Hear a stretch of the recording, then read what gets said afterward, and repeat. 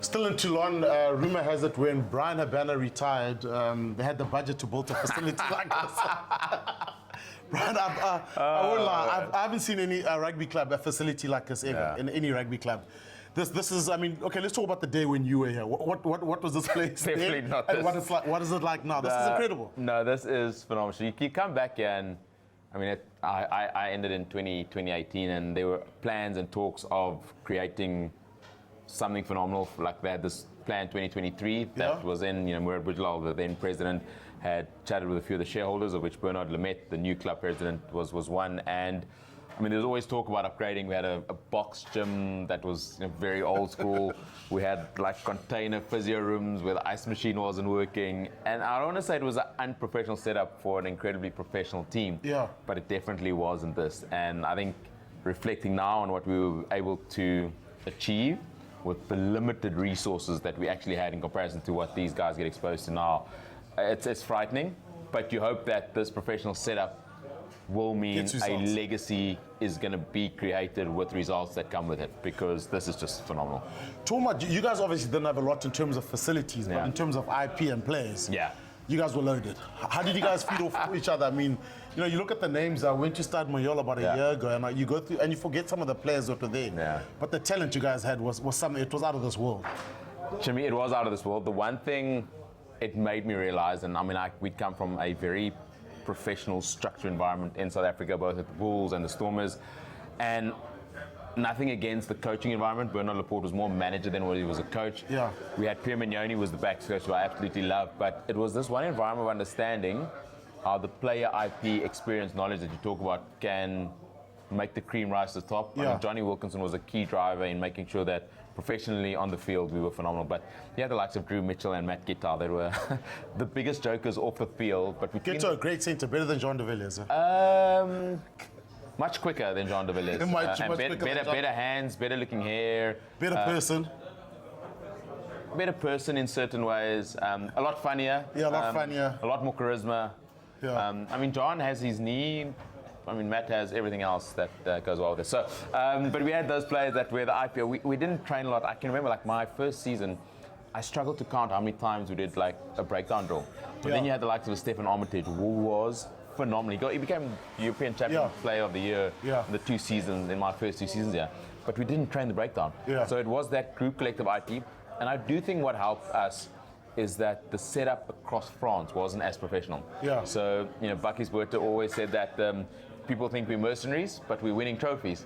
And it was that ability, and I think where things started to change was all the other clubs around France started getting a lot better professionally, better structures in place, developing the to catch up with you guys. And they have not only caught up, they've gone far past us. I mean, Toulon won the Italians Cup last year, but it was a 10-year drought of winning any trophy, which is pretty hectic from the last time in 2015. You told me a great story the other day. You said Bucky didn't learn French, and he said, "I'm not here to learn the language. I'm here to win trophies." Yeah, 100%. And you guys certainly did that with that group of players. Yeah, 100%. We had I got you. I know you chatted to Joe a bit earlier.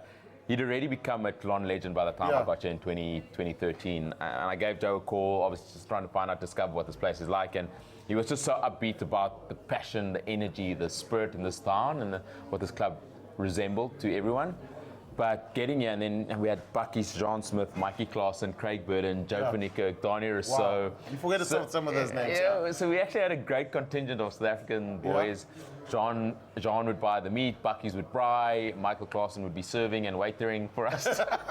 Like all scrum offs should do. Like all young scrum offs should do. So we had a great bunch of South Africans, and we had a massive group of international players. We also had Tom Whitford, who was a team manager, who was English, played at Toulon, and we had all correspondence being translated for us. So Bernard Laporte would do a video session in French, Tom would translate, email correspondence was English and French, SMS, and the club was very helpful in that regard and almost made us not have to work and learn the French language. So I got it then. But Bucky says, like, he doesn't understand why he needs to learn French if he's winning trophies. But tell me, okay, Bryan, the French, okay, we sort of got to experience it now. They're vocal, they're celebrating before the game. What's it like when you win a championship? What's the celebration like then? Shimmi, because before the game, the guys are happy before the game, during the game. I can imagine when you win, it must be something else. So firstly, one of the best things about the French rugby culture is that every city's got its own unique song, it's got its own unique environment. For Toulon, for us, one of the most awesome things, we'd come together here as a team, or we'd park at the stadium, come have pre-match lunch here, and then the bus would take us into the stadium. And when we get to Studmai Hall, they'd sort of stop on the side, and we'd have this massive human barricade on both sides. Yeah. And you just have people going, babe, you got like fireworks going. It's phenomenal, right? No, it's incredible. When we won the double in 2014, landed in Yale Airport, took the boat into the port right next to Studmai Hall. There was 60-odd thousand people. Like, remember what the World Cup was like when C and the boys came back? Yeah. But there's only like 400,000 people living in this area. Yeah. We had 60 to 70,000 of them lining the streets. It was deafening. It was absolutely brilliant, and it just goes to show what sport can create for a town that potentially doesn't have anything else. Yeah. And obviously with the ebbs and the flows of the wins and the losses, we had this tradition where when you score 4 tries, they throw the papers up in the air at Toulon. So there was this real great tradition. And for us, it really encompassed what this team is about, but also what this town is about, and how Toulon Rugby Club, RCT, gave this town back so much. You were involved in all 3 of the Heineken? I wasn't involved in all 3. I came in my first year, so they'd won in 2013 in Dublin. I got to see that, knowing that I'd signed. I was very excited about that, and actually had a crap first season, got injured, and didn't play much. I only played, I think, 12 games in my first season, which Murad Boujela wasn't very happy about, marking signing.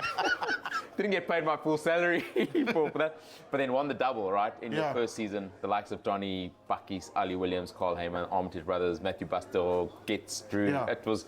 We saw Buster walking around here also, team manager now, isn't he? Team manager. Sergio Parisse also coaching. Sergio Parisse, a legend, not of just Stade Francais, Toulon, but also rugby. But Buster's plan, though, he says he's going to be team manager this year. He's taken over from Justine Benoit, who's left. He's then going to go become director of rugby, and he wants to become the club president. Wow. So he's got a 5-year plan. The man knows where he's going, I mean, the man knows where he's going. He's almost as maybe director. a comeback, as not as a player. No. As a prop. What's wrong with being a prop? Nothing wrong with being a prop, but Buster's, like all of us, post-rugby, has put on just a little bit more weight. He was always he did it during rugby, though. He was a very big centre. He's now become a very big manager. Big prop. No, Bryan, good to chat to you. Well done, man. Well done on the success. It's a great club. It's good for us to be out here, and thanks for chatting to us. Thanks, Shimmi. Good to see you, boy. Oh, that was very awkward.